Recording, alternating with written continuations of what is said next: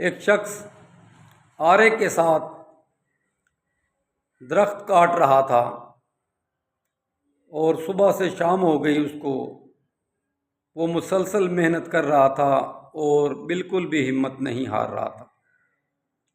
شام کو ایک شخص جو پاس سے گزرا اس نے کہا کہ صبح سے شام ہو گئی آپ کو اور یہ درخت ابھی تک آپ سے نہیں کٹا، تو آپ ایسے کریں کہ اپنا جو آرا ہے یہ اس آرے کو آپ تیز کر لیں۔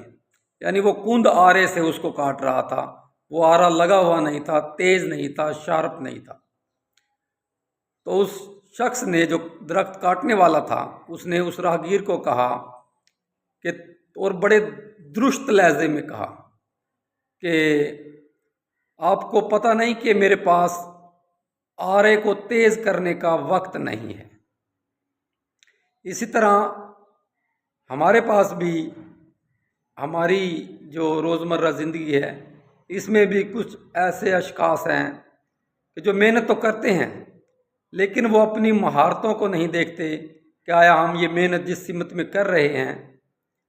تو اس کا ہمیں کوئی فائدہ بھی ہو رہا ہے یا نہیں۔ تو اس سے یہی نتیجہ نکلتا ہے کہ اگر شدید محنت کے باوجود بھی اگر آپ کو مطلوبہ رزلٹ نہیں مل رہا، آپ کو مطلوبہ نتائج نہیں مل رہے، تو آپ کو اپنی مہارتیں چیک کرنی چاہیے